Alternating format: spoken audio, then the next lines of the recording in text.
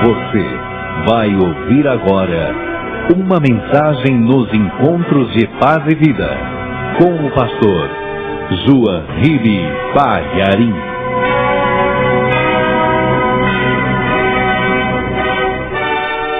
Lucas foi um médico que se converteu e teve a brilhante ideia de escrever uma carta para um homem chamado Teófilo, contando os acontecimentos. Esse médico chamado Lucas nem imaginava que ele estava escrevendo um dos testemunhos mais importantes da história da humanidade. E nós vamos ver o que Lucas registrou aqui no capítulo 22, os versículos 19 e 20. Já achou? Veja se perto de você tem alguém sem o Evangelho e mostra para a pessoa onde nós vamos ler. Está escrito assim: E Jesus, tomando o pão e havendo dado graças, partiu-o e deu-lhe, dizendo: Isto é o meu corpo, que por vós é dado. Fazei isso em memória de mim. Semelhantemente, tomou o cálice depois da ceia, dizendo: Este cálice é o novo testamento no meu sangue, que é derramado por vós. Amém, igreja? Você crê na palavra de Deus? Você crê neste Evangelho? O que está registrado aí por Lucas, também está registrado por Mateus, também está registrado por Marcos e também está registrado por João. Naquela quinta-feira que antecedeu a prisão de Jesus, ele seria preso na madrugada de sexta, crucificado na própria sexta-feira e morreria na sexta-feira. Então, um dia antes dele morrer, está documentado.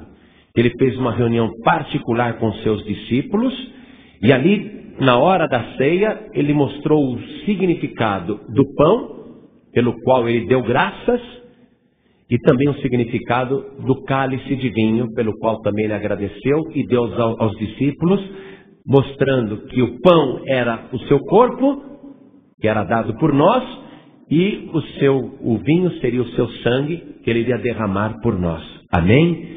Então ele está consciente que vai morrer no dia seguinte.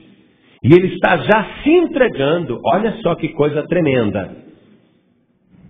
Antes de se entregar na cruz, antes de se entregar aos soldados, porque ninguém o prendeu, ninguém conseguiu prendê-lo, porque na hora que os soldados chegaram lá no Getsemane, estando escuro, eles perguntaram: quem é Jesus? E Jesus disse: sou eu. E quando Jesus falou sou eu, eles caíram por terra. Nenhum soldado prendeu Jesus. Jesus se entregou. Mas antes dele se entregar para os soldados e se entregar na cruz, antes até dele morrer, veja, ele está se entregando para os seus amigos, para as pessoas da sua intimidade. Amém, igreja? Você é amigo de Jesus? Então Jesus está se entregando por você também, aqui nesta ceia. Então desocupe as suas mãos e vamos dar a melhor salva de palmas para a palavra de Deus. Vamos homenagear Jesus pela entrega que ele está fazendo, consciente que ele vai morrer, mas ele está se entregando por nós. Aplaude mais ainda. Enquanto você aplaude, abre a tua boca e diga glória a Deus, porque Ele merece que você diga glória, glória, glória. O que Ele está fazendo merece que você o glorifique, que você aplauda mais ainda e diga glória, glória, glória. Ah, Senhor, recebe o louvor da tua igreja, porque tu és digno de toda honra, de todo louvor e de toda glória. Use-nos agora para pregar a tua palavra. Toma o nosso lugar e que não sejamos nós a falar, mas que o Senhor fale através da nossa boca. Use os nossos lábios agora e que a tua palavra vá e produza o resultado para o qual está sendo mandada. Em nome do Senhor Jesus. Amém. Diga amém, Jesus. Oh, glória! Senta, por favor.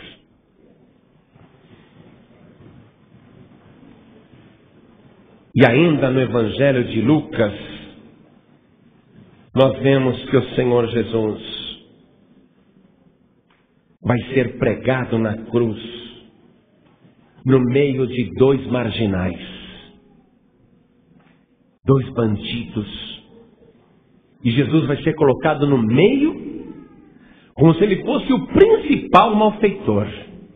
Veja aí no Evangelho mesmo de Lucas, no capítulo 23, no versículo 33. Todos os evangelhos dão esta mesma localização para a crucificação de Jesus. Está escrito assim: e quando chegaram ao lugar chamado a Caveira, ali o crucificaram, e aos malfeitores, um à direita e outro à esquerda.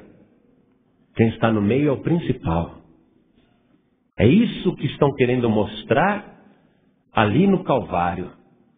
Esse bandido aqui do lado direito, isso é um bandidinho ordinário, insignificante. Esse outro bandido do lado esquerdo, esse é um bandidinho de nada, um ladrão pé de chinelo. Agora, esse que está no meio, esse é um grande malfeitor. É isso que eles estão querendo mostrar. E ali Jesus foi crucificado. E nós vamos ver agora, porque Jesus disse o seguinte, para nós celebrarmos a ceia em memória dele. Isso é o meu corpo que é dado por vós, fazer isso em memória de mim. Então ele pediu para a gente trazer na memória o que ele fez. Em dia de Santa Ceia, é o dia em que a gente tem que entender bem o que ele fez. Trazer na memória. Então vamos acompanhar aqui o comportamento das pessoas durante a trajetória de Jesus até o Calvário. O comportamento das pessoas no momento em que ele foi suspenso no ar e colocado ali no meio como principal malfeitor. E vamos ver como é que as pessoas reagem diante do sacrifício de Jesus. Porque com certeza você está enquadrado em uma dessas situações. Preste atenção, porque as reações que as pessoas tiveram durante a crucificação de Jesus, as diferentes reações, englobam toda a humanidade. E com certeza ali também está você. Então vamos acompanhar. Primeiro Jesus pega a cruz e vai carregando pelo caminho. E fazem questão que Jesus, o condenado, o principal condenado, com uma coroa de espinhos na cabeça, já sangrando, também já manchado de sangue, porque no Getsemane, enquanto ele orava, ele suou sangue, transpirou sangue. Ele já está desfigurado porque ele já apanhou dos soldados. Já lhe deram muitos murros na cara. E ele está inchado, roxo, sangrando pela boca, pelo nariz, lábio cortado, machucado, cansado, porque desde a hora em que ele foi preso até agora, nem um copo de água lhe deram. Desde o começo da madrugada de sexta-feira, quando ele foi preso ainda no escuro, até agora, quase 9 horas da manhã, quando ele está indo para o Gólgota, depois de ter sido açoitado muitas vezes nas costas, ele está exausto, não consegue carregar. Ele vai tropeçando, vai caindo e vai apanhando cada vez mais. Estão exigindo que ele faça uma coisa que naquele momento ele não tem mais forças para suportar. Então pegam lá um curioso chamado Cireneu. Dizem que era um homem de cor, e tomara que seja mesmo. Tomara que seja um homem de cor. Dizem que este Cireneu foi convocado pelos soldados a carregar a cruz para Jesus. E o Evangelho confirma que esse homem foi carregando. A princípio ele era um curioso, mas aquele curioso foi levado para o centro do acontecimento, e esse Cireneu aqui, ele leva a cruz de Jesus nas costas, e ele vai atrás de Jesus. Pastor, por que você falou tomara que ele seja um homem de cor? Tomara, porque você sabia que os arianos, especialmente durante a Segunda Guerra Mundial, com o fanatismo de Hitler, eles diziam que os negros não tinham alma? Você sabia que durante a escravidão aqui no Brasil, os escravos, os negros, eram judiados com a permissão da igreja, porque a própria igreja dizia que os negros não tinham almas, porque eles podiam ser escravizados e torturados. Por isso que eu estou dizendo, tomara mesmo que este Simão Cireneu realmente seja negro, porque foi uma honra espetacular. O homem que estava ali entrar na história da humanidade para carregar a cruz de Jesus. Um privilégio tremendo. E para nos mostrar também que Jesus Cristo não morreu só pelo branco ou pelo ariano, mas ele morreu por toda a humanidade. Seja branco, seja negro, o seu sacrifício na cruz do Calvário é por todos. É como se Jesus estivesse mostrando pelos fatos da história que negro tem alma sim. E como tem, né? E como tem. O que tem de branco com alma negra não é brincadeira. E o que tem de negro com alma branca também é ótimo, não é? Agora tem gente boa em todas as raças, é verdade ou não é? E tem gente que não presta em todas as raças também. Mas Jesus agora ele está mostrando que o seu sacrifício inclui as outras raças. Simão Cireneu vai carregando a cruz atrás de Jesus. Muito bem. O que esse Cireneu está pensando da vida? Puxa, está aqui, ó. Dá para a gente deduzir. O que diz o versículo 26? Que ele vinha do campo. Ele vinha do campo, quer dizer, ele estava voltando do trabalho. Ele viu aquela fila, as pessoas perfiladas, ele viu Jesus andando no meio, observado pela multidão. Ele chegou, né, cansado do campo, chegando do trabalho, falou, deixa eu dar uma olhadinha para ver o que está acontecendo. Chegou cansado do campo, agora foi encarregado de carregar a cruz para Jesus. Mas o que está passando na cabeça desse homem? Puxa vida, por que eu fui parar para olhar? Agora estão me desviando do meu caminho. Vou chegar tarde na minha casa. Mas enquanto este Cireneu foi acompanhando Jesus carregando a cruz, ele vai começar a ver coisas que ele nunca tinha visto antes. Ele que não sabe direito quem é aquele condenado, ele vai acabar descobrindo até o desfecho final que aquele homem para quem ele estava carregando a cruz do Calvário, ele vai descobrir que ele é Jesus, o Filho de Deus, o Salvador de toda a humanidade. Até o fim daquele ato, ele vai ter um encontro poderoso com Jesus. Às vezes a pessoa chega perto de Jesus só por curiosidade. Ah, deixa eu ver como que é aqui nessa igreja.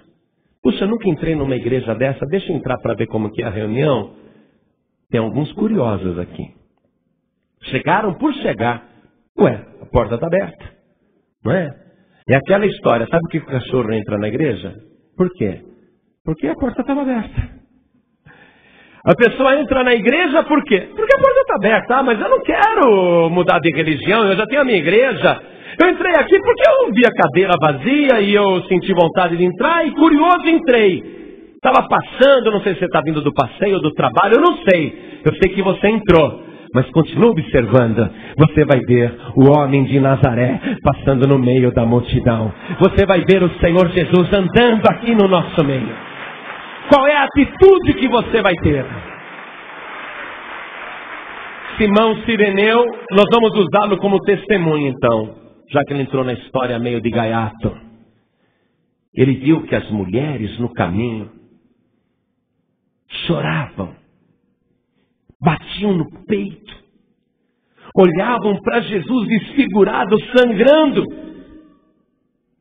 E elas tinham pena, compaixão e choravam. Choravam como se fosse um filho delas, que estivesse sofrendo aquele martírio. Elas batiam no peito. Elas choravam, não é possível. Quantas mulheres daquelas tinham sido abençoadas e beneficiadas por Jesus, elas choravam de ver uma cena daquela, mas que grosseria, que estupidez, mas que coisa horrível, não é possível estarem fazendo isso com esse santo. E elas batiam no peito e choravam, choravam, choravam. Mas Jesus teve uma palavra para elas.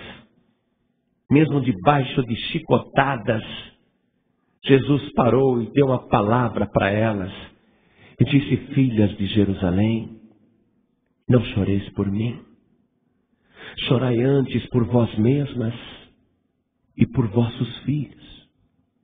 Porque virão dias em que se dirão: bem-aventuradas as estéreis, e os ventres que não geraram, e os peitos que não amamentaram. E dirão naqueles dias aos montes: caí sobre nós, e aos outeiros dirão: cobri-nos. Porque se ao lenho verde fazem isso, olhem para mim, se ao lenho verde fazem isso, o que não farão ao lenho seco? Jesus estava querendo dizer, em primeiro lugar, que não é para ter pena dele. Amém?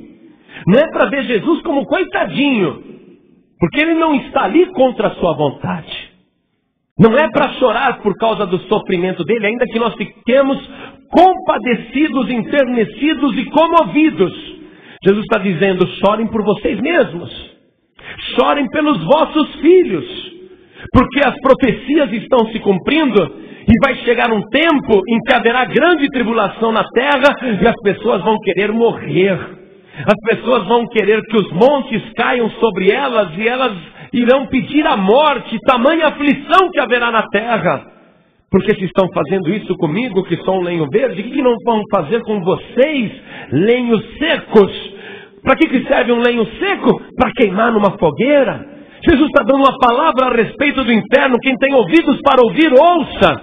Então, meu amigo, minha amiga, meu curioso, minha curiosa, não fique aqui enternecido com pena de Jesus, mas tenha pena da tua própria vida. E ao invés de ficar lamentando, chorando, tendo pena de Jesus, diga: Senhor, eu sei que ninguém te prendeu, eu sei que o Senhor não foi morto nem assassinado, eu sei que o Senhor morreu por mim na cruz do Calvário, eu sei que o Senhor fez isso por minha causa, eu sei que o Senhor é o lenho verde, o lenho que tem vida de verdade. E ele continua. Simão Cireneu, talvez o negro, atrás. E Jesus continua andando debaixo de chicotadas, até chegar lá no Monte Calvário. Esse monte está lá fora da cidade velha de Jerusalém, dentro da cidade nova, dentro do perímetro urbano, mas fora da cidade histórica, da cidade que Jesus viveu, que ele visitou várias vezes. Porque a profecia dizia que o cordeiro teria que ser morto fora da cidade. E esse monte Calvário, ele tem uma formação rochosa, onde as rochas que faltam parecem os olhos de uma caveira, a boca de uma caveira, o nariz, os furos do nariz de uma caveira. E ali no alto daquele monte, que é o lugar mais visível de fora da cidade, por onde todo mundo passava, eles colocam Jesus para ser crucificado ali. Porque os romanos e também os religiosos, os judeus, querem mostrar o fim de quem ousa enfrentar o poder dominante. Eles querem que Jesus fique ali num local bem visível, bem público, para que vejam o castigo de quem se atreve a ser como Jesus. Ele é uma lição. Ele está exposto ali à curiosidade pública e qualquer pessoa que passar agora vai vê-lo. Então nós já vimos que ele foi levado até ali e foi crucificado nesse lugar chamado a Caveira, tendo dois malfeitores ao seu lado, um à direita e outro à esquerda. E ele no meio, como se ele fosse o principal. E aqui no versículo 35, nós vemos o início do versículo dizendo assim: e o povo estava olhando. O povo estava olhando. Oh, vai ter crucificação, hein? Eles vão pendurar, eles vão matar 3 hoje. Vamos assistir? Passatempo de gente sádica. Olha, eu vou te falar uma coisa, não me leve a mal não, mas muda esse costume. Quando você vê acidente na rua, na estrada, no caminho, não fica olhando. Não para olhar. Deus não se agrada disso. Deus não gosta que a pessoa fique ali numa cena mórbida, curtindo a desgraça, curioso pela desgraça. A gente vê que às vezes a 23 de maio não anda. Puxa, deve ter tido um acidente lá na frente. Não anda. E quando a gente chega no local do acidente, o acidente não é nessa pista, é na pista vizinha. Só que todo mundo aqui nessa pista passa devagarinho para ficar olhando lá a pessoa morta, a pessoa esfacelada. Todo mundo quer ver. Para o carro, vai olhar. Foi com esse espírito que as multidões olhavam para Jesus, curiosas pela tragédia, para ver sangue. Você sabia que depois de terem feito isso com Jesus, mais tarde, iriam fazer com os cristãos? Eles iriam pegar as pessoas que acreditavam em Cristo, homens, mulheres, crianças, idosos, iriam jogar nas arenas, e as pessoas iam encher as arquibancadas para verem os leões devorarem os cristãos. Sabia disso? Deus não se agrada com esse tipo de coisa. Mude esse teu costume de ficar olhando tragédia. Porque fizeram isso com o povo de Deus e com o próprio Cristo. Como se nós fôssemos um espetáculo para o mundo. E quando você vê um acidente, uma pessoa morta, você não tem que chegar lá e ficar olhando, não. Porque aquela morte é um triunfo do diabo. É um triunfo de Satanás. Porque a morte existe graças ao diabo. Porque não era para haver morte. Mas a morte está lá. E você está parando, olhando e de uma certa maneira rendendo um tributo a Satanás. Uma outra coisa. Perca essa mania de visitar cemitério. E ficar entrando. Ah, pastor, lá eu gosto. Lá ninguém me incomoda, eu vou, fico passeando no meio das sepulturas. Que é isso? Está parecendo uma penada? Para com esse negócio. Você sabia que os cemitérios são um tributo a Satanás? Porque a morte não era para existir, não era para existir cemitério na terra. Todos os cemitérios representam um triunfo do diabo. E quer que eu te prove isso? Lá no terreiro, quando baixa o misifio, e ele fala para o caboclo ir lá fazer um despacho. Qual o local preferido para despacho? Cemitério, catacumba, sepultura, ossos de gente morta. Aquele endemoniado gadareno que vivia na época de Jesus, aonde ele saía da casa dele, possesso endemoniado, e ia morar aonde? Cemitério. O diabo gosta de cemitério. E você vem me falar que gosta de cemitério também? Você é de Deus ou é do diabo, hein? Eu vou te dizer uma coisa. Deus vai acabar com os cemitérios. Deus está inaugurando um lugar onde não vai ter um cemitério, nenhuma sepultura. Porque ali ninguém vai morrer. Porque o diabo não vai entrar ali. O pecado não vai entrar ali. A morte não vai entrar ali. Nós não temos nada com a morte. Nós não somos da morte. Aquela multidão olhava. Que graça que tem ver 3 infelizes, vamos dizer assim, aos olhos da multidão, agonizando. Que graça que tem ver a pessoa morrendo. Estava olhando lá e o povo estava olhando. E veja, olhando até com uma curiosidade mórbida. Porque a curiosidade de Simão Cireneu foi para ver o que está acontecendo. Aí pegaram ele para carregar a cruz. Agora a curiosidade desse povo é mórbida. Eles querem ver a pessoa sofrendo. Querem ver a pessoa agonizando. Quer ver a pessoa morrendo, quer ver a hora que a pessoa morre. Vamos ficar aqui para ver a alma sair do corpo. Vamos ficar aqui para acompanhar, para ver o que acontece no último minuto quando a pessoa morre. Curiosidade mórbida. Pesquisa diabólica. É assim que essa multidão está olhando.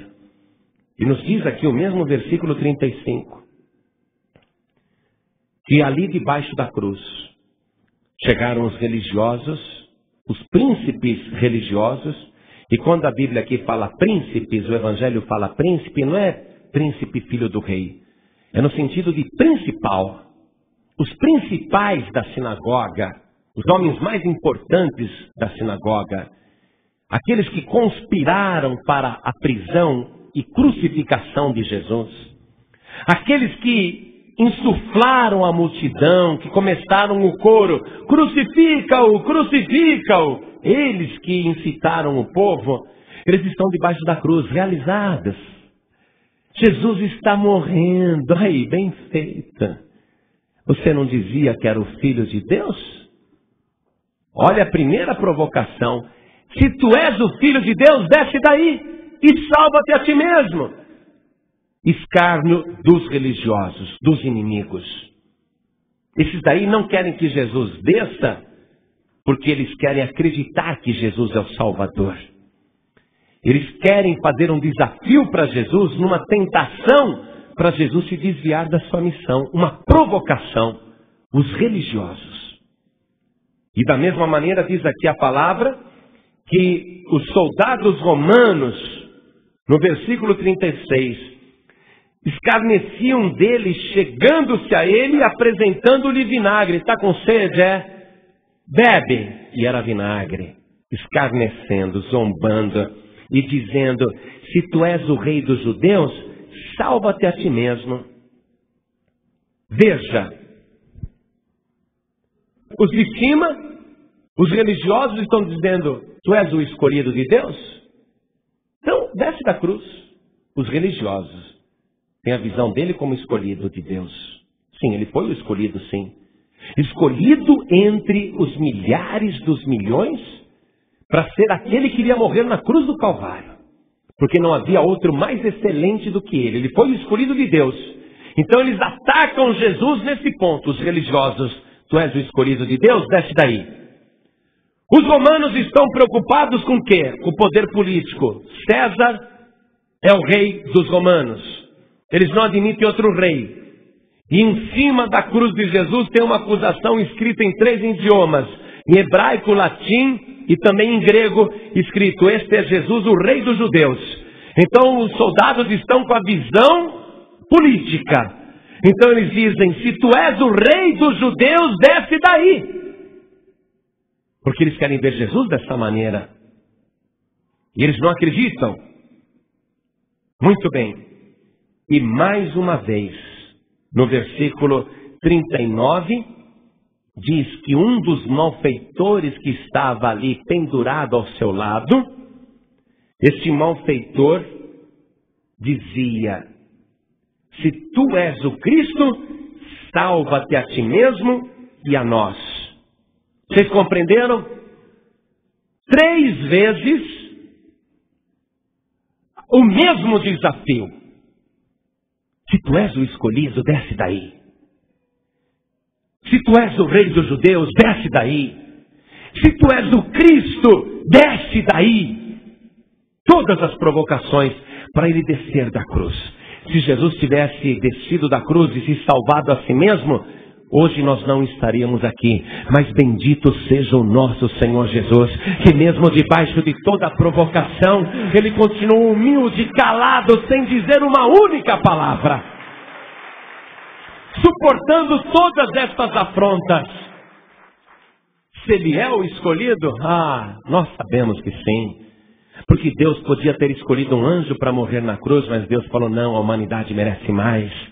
Deus poderia ter escolhido um arcanjo para morrer na cruz, mas Deus falou, não, a humanidade merece mais.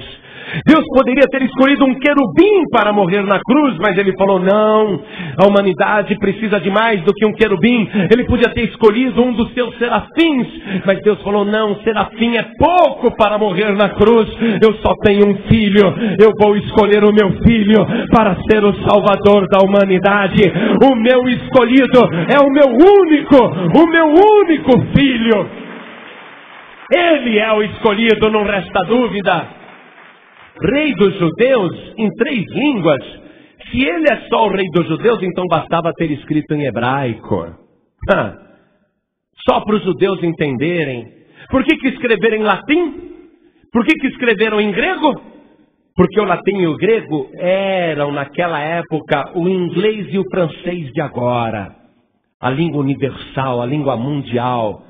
Todo mundo falava grego, Jesus falava grego, Paulo falava grego. Ele falava esse idioma que era o inglês da época. E até latim está lá. Em 3 idiomas. Se ele fosse só o rei dos judeus, para que queriam escrever em 3 idiomas? Não. Estavam escrevendo em todas as línguas do mundo antigo, nas línguas que todos os povos podiam entender, para ficar claro, ele não é só o rei dos judeus, ele é o rei dos reis e o senhor dos senhores, ele é o rei de todos os povos da terra, ele é o rei de todas as nações. E se tu és o Cristo, essa foi a provocação mais profunda, porque o Cristo significava o Salvador sofredor. Se tu és o Cristo, o Messias, aquele que vai nos libertar, então se livra primeiro. Como que o Messias sendo libertador, como que o Cristo sendo libertador, não consegue se libertar a si mesmo? E quem está falando isso? Um prisioneiro. O outro ladrão crucificado ao lado na cruz. Um prisioneiro, duvidando, sendo usado pelo diabo, com o demônio incorporando nele. O próprio Satanás ali, olha, ao lado de Jesus, no mesmo nível de altura, provocando, mais uma vez, a mesma tentação que ele tinha feito 3 anos e meio atrás, ali no deserto, enquanto Jesus jejuava. A frase idêntica, quando lá no jejum, Satanás falou, se tu és o Cristo, manda que essas pedras se transformem em pães. Ele está agora no ouvido de Jesus, o mais próximo possível, usando a boca daquele ladrão, daquele malfeitor. O próprio Satanás dizendo, se tu és o Cristo, porque o único medo do diabo é do Cristo. Se tu és o Cristo, desce daí. O diabo tenta convencê-lo a sair dali. Se tu és o Cristo, desça. Jesus não responde nada, porque ao lado daquele ladrão, um outro ladrão crucificado vai ser agora a pessoa que vai repreender Satanás. Aquele ladrão olha para o ladrão blasfemador, endemoniado e diz, tu não temes a Deus estando na mesma condenação? Essa frase vale tanto para o ladrão como para Satanás, porque o diabo já está condenado. E este ladrão, ele o repreende. Diz o Evangelho que este ladrão, que a tradição chama de dízimo, ele repreende o outro ladrão dizendo, você estando na mesma condenação, nem ainda temes a Deus? E ele olha para Jesus e ele declara quem Jesus é. Ele transmite ânimo para Jesus, ele transmite fé para Jesus, ele mostra para Jesus que ainda tem gente que acredita. Ele diz, Senhor, lembra-te de mim quando entrares no teu reino. Eu sei que o Senhor tem um reino, eu aceito este reino. Jesus, eu acredito no teu reino, eu quero entrar no teu reino. Ele repreendeu Satanás, ele disse quem Jesus era. Por isso que Jesus salvou aquele ladrão. Porque ele teve autoridade para repreender o diabo. Cala a boca, Satanás.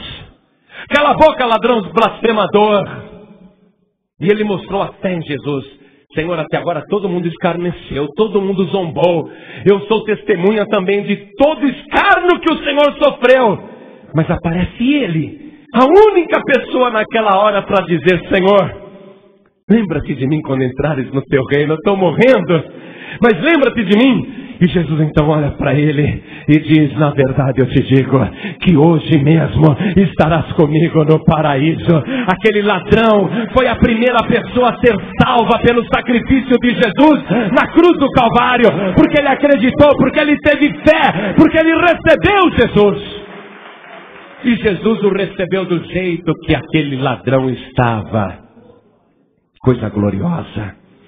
Eu quero te mostrar ainda, para ir finalizando, a reação dessa multidão, a reação das pessoas. O versículo 47 diz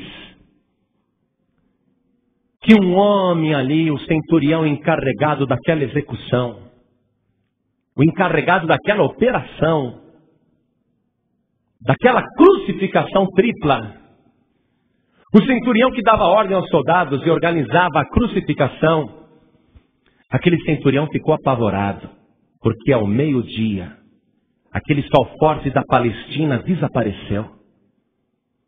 Nunca houve isso, e não foi eclipse, não. Porque nos diz o Evangelho que do meio-dia até as 3 da tarde houve trevas em toda a terra. Ali o sol desapareceu por 3 horas, escuridão total. Mas ele é centurião e ele tem que ficar ali até o fim para garantir a execução. Ele é o encarregado daquela operação. Então ele está ali bem próximo, acompanhando tudo. Ele tem que se certificar que os condenados foram executados, receberam a sentença capital e a missão foi cumprida. Então não importa o que aconteça, ele vai ter que ficar ali perto da cruz até o fim. E ele fica ali, não porque quer, mas por obrigação. Às vezes a pessoa está com Deus por obrigação. Ou está numa igreja por obrigação. Ah, meu pai me obriga, minha mãe me obriga. Ah, minha mulher me obriga. Ou então, ah, meu marido me obriga. Aquele centurião está ali por obrigação. Obrigação da situação. Ele é o encarregado da missão. Então quando ele vê tudo escuro, 3 horas, nunca vi isso. Naquela hora o Senhor Jesus reúne as suas forças. Ele olha para o céu escuro. E ele que não reclamou de todo aquele escárnio, ele só faz uma queixazinha. Ele diz: Pai, Eloi, Eloi, Pai, lama sabachthani, por que me desamparaste? Ele que não protestou nada. O que mais doeu em Jesus foi aquela distância, aquela escuridão. Ele sozinho ali, agora o que mais doeu ele saber que o pai não estava mais ali. Por que o pai não estava mais ali? Por que o pai tinha desamparado? O centurião romano não compreendeu. Teve gente lá debaixo da cruz que disse assim: olha, ele está chamando por Elias. Eloi, Eloi, está chamando Elias. Vamos ver se Elias vai aparecer para livrá-lo. Gente só curiosa, gente que está afim só de espetáculo. Mas traduzindo, o que Jesus quis dizer foi isso: Pai, por que me desamparaste? O que mais doeu em Jesus foi isso. E por que o Pai o desamparou? Por que Deus fez aquilo? Porque naquela hora estavam sobre o Nazareno todos os pecados de toda a humanidade, desde o pecado de Adão.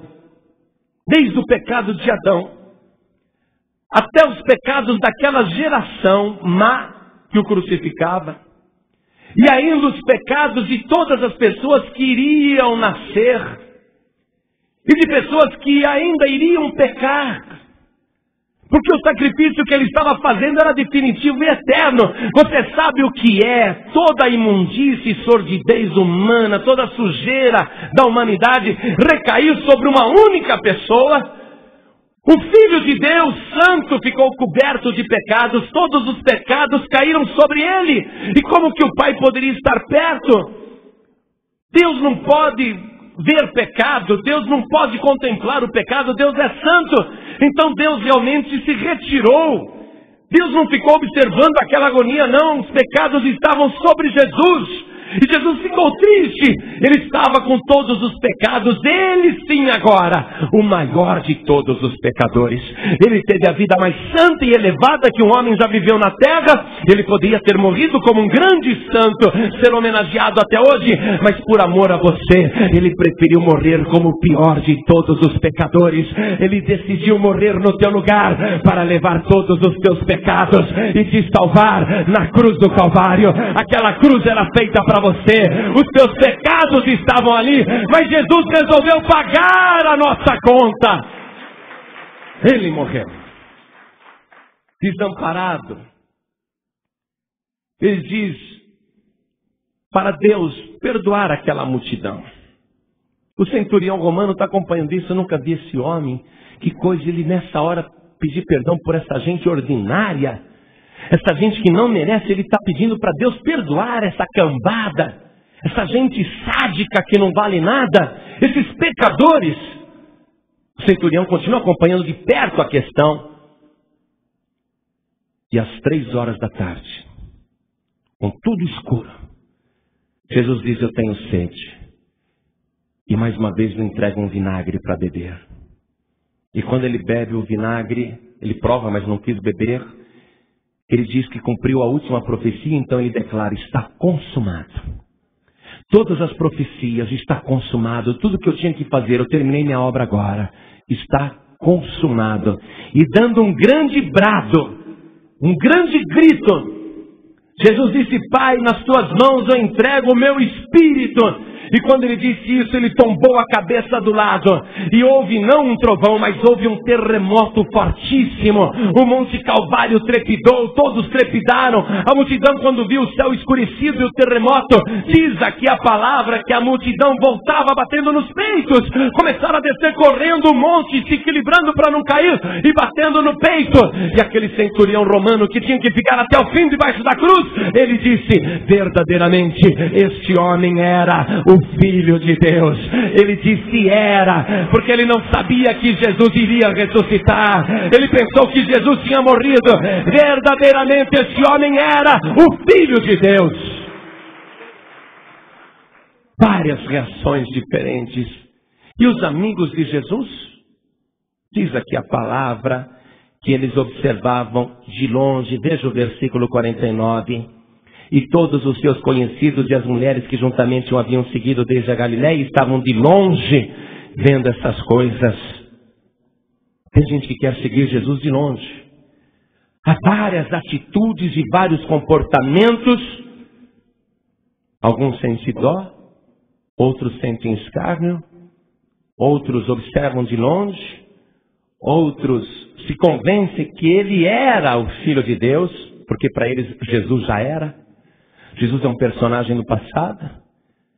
Mas a única atitude aqui que valeu a pena ser seguida é a desse ladrão. Aquele que creu quem Jesus era. E por isso teve a oportunidade de ser o primeiro ser humano a entrar no paraíso, não porque merecesse, não porque ele foi justo, não porque ele foi bom, porque pelo contrário, ele mesmo disse ali na hora de morrer, ele falou: nós estamos aqui porque merecemos, mas este daí nenhum mal fez. Ele está dando testemunho de que ele é culpado. E como que um homem culpado consegue entrar ali no paraíso? Porque ele recebeu Jesus como rei, recebeu Jesus como Senhor e recebeu Jesus como Salvador. Você um dia vai conhecer este homem. Ele é famoso lá no paraíso. Ele é muito querido no paraíso. Ele é tratado aqui por Abraão, Isaac, Jacó, José, Daniel, Davi, Isaías, Jeremias, Elias, Eliseu. Todos os profetas lá no paraíso e todos os apóstolos no paraíso, porque é lá que estão os justos ou aqueles que são salvos, estão ali no paraíso, que não é o céu ainda, é só um lugar temporário de delícias para aguardar a volta de Jesus, para poder voltar com Jesus. Mas aquele ladrão, ele é tratado aqui. E todo mundo que chega lá faz questão de conhecê-lo. Ele se tornou uma grande personalidade, um homem super importante, porque foi o primeiro a ser salvo pelo sangue de Jesus Cristo, o primeiro a ser salvo pelo sacrifício de Jesus, o primeiro a entrar no céu por causa do sacrifício de Jesus. Eu queria ficar pregando a noite inteira, mas vocês estão enjoando de mim já. Estão cansando de mim. Pastor, fala menos. Não dá, o que eu tenho para passar é muito grande. E se eu não falar, minha boca abre sozinha. Mas você já ouviu o que você tinha que ouvir? Qual é a tua reação? Porque você ouviu hoje que Jesus suportou lá na cruz os pecados de Abel, até os pecados dos que ainda não nasceram e nem pecaram ainda. Inclusive você que já pecou ali. Ali. Esse é o sacrifício eterno e definitivo. Pela fé, nós estamos agora ali no Monte Calvário. E nós contemplamos, em memória do Senhor Jesus, todo esse seu sofrimento. E vimos o egoísmo das pessoas, a indiferença das pessoas, a curiosidade das pessoas, a morbidez do ser humano. E nós vimos pessoas até convencidas de que ele era o Filho de Deus, como aquele centurião romano. Verdadeiramente esse homem era o Filho de Deus. Pessoas assim, amigos olhando à distância. Eu gosto de Jesus, eu acho ele legal. Mas você está à distância, observando só de longe. Mas a única atitude que vale a pena nesta hora é a daquele ladrão que sabia que estava ali merecendo um castigo por causa dos seus próprios atos. Um homem que fez a sua confissão de culpa e declarou isto, deu testemunho. Não, nós estamos aqui porque os nossos atos nos trouxeram aqui. Estamos aqui porque merecemos, mas este nenhum mal fez. Ele reconheceu a inocência de Jesus, que Jesus não tinha pecado. E ele se volta para Jesus. Apesar de todos estarem contra, ele não quer saber. Com fé, ele se volta para Jesus e ele entrega a sua vida para Jesus. Que fé tremenda daquele homem. Puxa, ele viu algo mais ali. Só pode ter sido o Espírito Santo que revelou para ele. Ele viu algo mais e ele acreditou que Jesus não ia morrer ali na cruz, que nada ia se acabar ali na cruz. E ele entrega a sua vida para Jesus, ele entrega a sua alma para Jesus. E ele diz: Senhor, lembra-te de mim quando entrares no teu reino. Ele entrega a vida dele nas mãos de Jesus. Ele confia a alma ao Senhor Jesus. E Jesus recebe. Jesus podia ter falado: meu filho, você viveu tão mal, não tem jeito não. Queria te ajudar, mas não dá. E se existisse outro meio de salvar uma pessoa, se reencarnação existisse, Jesus poderia dizer para aquele ladrão: se preocupa não, dessa vez você veio como ladrão, tenta ser melhor na próxima geração, tá? Tenta ser melhor na próxima vida. Você ainda vai reencarnar muitas vezes, não esquenta a cabeça não. Mas Jesus disse: hoje mesmo, você mesmo estarás comigo no paraíso. Aquele homem acreditou no único meio preparado por Deus para uma pessoa ser salva. E é isso que você tem que fazer agora. Não tem outro jeito. Jesus está agonizando. E ele olha para esta multidão. Ele consegue ver gente escarnecendo. Ele consegue ver gente indiferente. Ele consegue ver gente curiosa. Ele consegue ver gente com pena. Ele consegue ver gente que acredita que ele já era. Ele consegue ver também pessoas que o olham como ele verdadeiramente é. E você que está contemplando Jesus, como ele verdadeiramente é, o escolhido de Deus, o Cristo de Deus, o Rei dos Reis e Senhor dos Senhores. Você que está vendo Jesus como o Cordeiro de Deus que tira o pecado do mundo, que sabia na quinta-feira que iria morrer na sexta, e que na própria quinta-feira já pegou a sua carne, o seu sangue e deu, se entregou antes de morrer na cruz.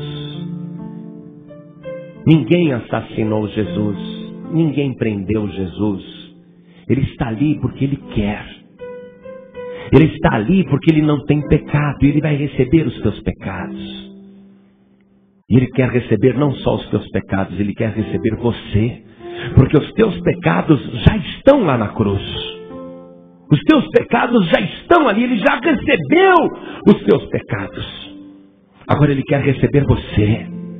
Ele quer que você venha até ele e diga: Senhor, lembra-te de mim quando entrares no teu reino. Eu sou um pecador. Jesus vai dizer: eu sei, você não precisa me contar nada.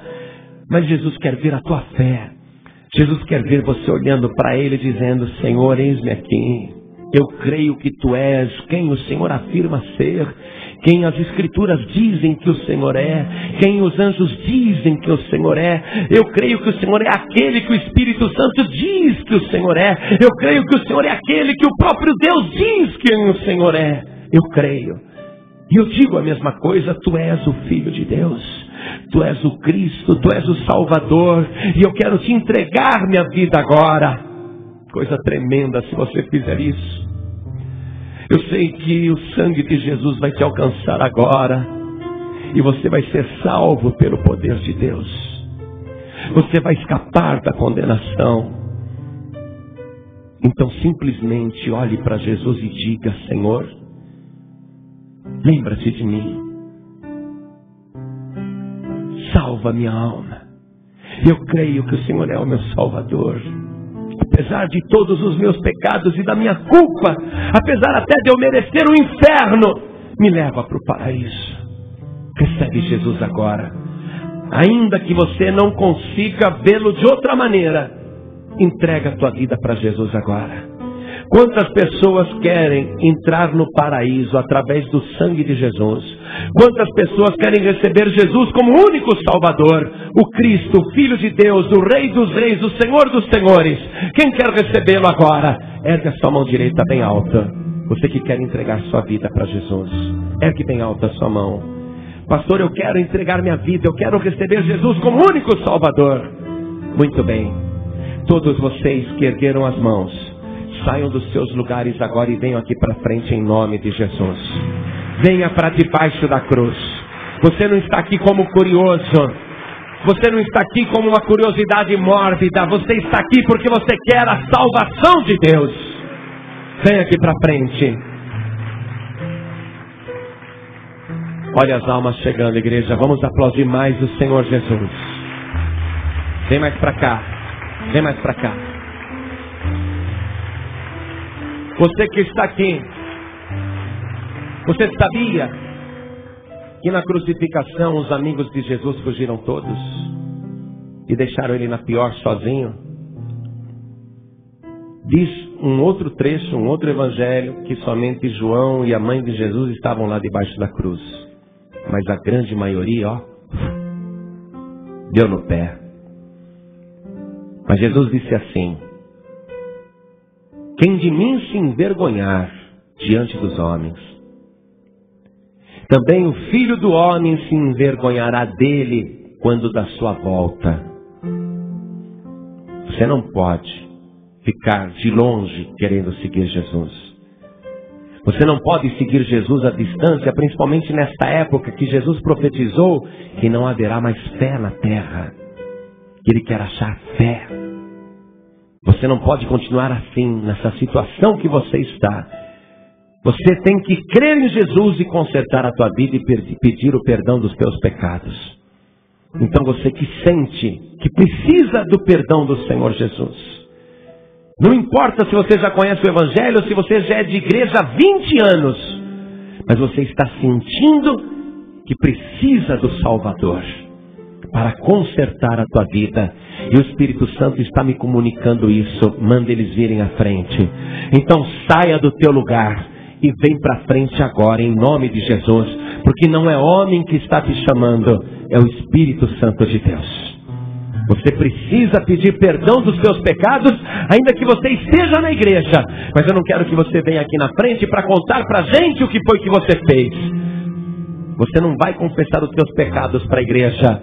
Você vai falar com o Senhor Jesus agora, e o sangue de Jesus vai te purificar de todo pecado.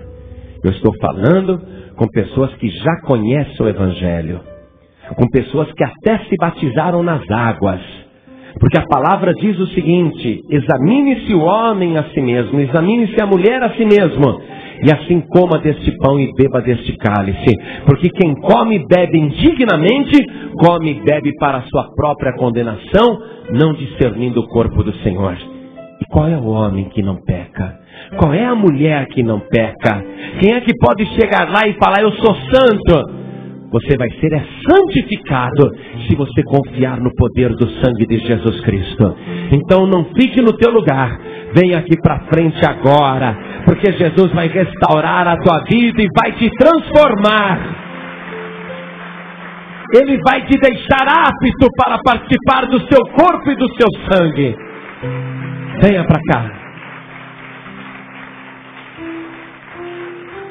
E se mais alguém quer vir, aproveite e venha correndo. Pastor, eu vou me entender com Jesus aqui na minha cadeira, aqui no meu banco. Jesus ele foi no lugar mais visível, fora da cidade, no caminho de todos os viajantes, onde tinha o maior tráfego em Jerusalém. No local mais visível, ele ficou seminu. E as suas entranhas se romperam, o seu sangue vazou. E ele não se envergonhou de ser o teu Salvador. E você vem querer consertar a tua vida aí com Jesus na tua poltrona, com vergonha de vir aqui na frente? Quem está te retendo aí atrás? Por acaso é o Espírito Santo?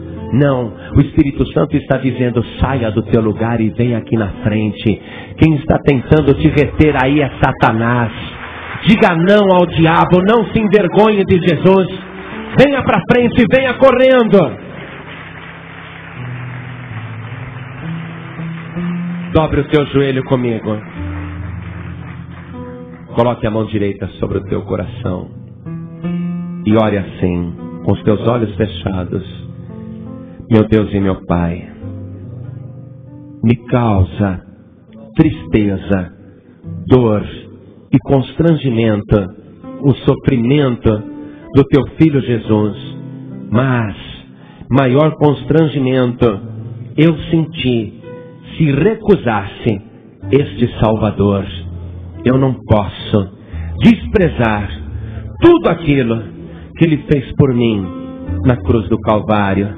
E é por isso que eu vim aqui na frente, para me render diante do teu altar e confessar os meus pecados e dizer que apesar de tudo, eu acredito que o Senhor Jesus é o Cristo, é o Messias, é o Salvador, é o teu Filho, é o Rei dos Reis e o Senhor dos Senhores.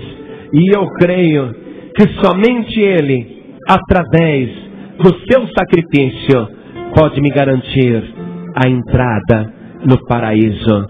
Por isso, meu Deus, registra o meu nome no livro da vida, coloca o meu nome na portaria do paraíso, porque eu vou entrar ali através do sangue de Jesus. O meu nome estará ali, porque hoje eu declaro que o Senhor Jesus é o meu Salvador, o meu único Salvador, para sempre. Assim seja. Continue em espírito. Toda a igreja estenda as mãos na direção dessas vidas. Ó Deus, Pai querido, Deus amado, aqueles que são tua propriedade, aqueles que o Senhor tem chamado e que tem realmente o coração voltado para as coisas do alto, ouviram o teu convite e vieram aqui na frente para aceitar tudo isso que Jesus, teu Filho, fez por elas. E muitos que estavam aqui na igreja e até de outras denominações, e eu sei que até pelo programa de rádio, muitos estão se consertando contigo agora, porque a tua palavra nunca cai por terra e nunca volta vazia. Meu Deus, esta pessoa está aqui diante do teu altar te pedindo perdão, suplicando reconciliação, pedindo passagem livre para o paraíso através da fé no sacrifício de Jesus. E o que essas pessoas estão pedindo, eu sei que pela fé elas estão conquistando. E ainda que não seja hoje que ela vai colocar os pés no paraíso ou na glória, eu sei que se ela ficar firme no teu caminho, fazendo a tua vontade, um dia ela vai contemplar ali aquele lugar de delícias que o Senhor tem reservado para aqueles que te amam, para aqueles que te servem. Então sustenta estas vidas nas suas mãos poderosas. Sim, meu Deus, sustenta o teu filho, a tua filha, e não deixe esta pessoa perecer. Não deixe ela desfalecer, não deixe ela ser condenada nem enganada, porque nós sabemos que nestes últimos dias a apostasia vai aumentar, as heresias vão se multiplicar, os falsos profetas vão seduzir a muitos. Mas o teu filho, a tua filha sabe quem é o seu Salvador, ela sabe em quem está acreditando. Então segura esta pessoa contra o erro, segura esta pessoa contra o engano, sustenta esta vida firme no teu caminho. E quando chegar o dia da partida, ela vai ouvir o teu filho Jesus dizendo: ainda hoje estarás comigo no paraíso.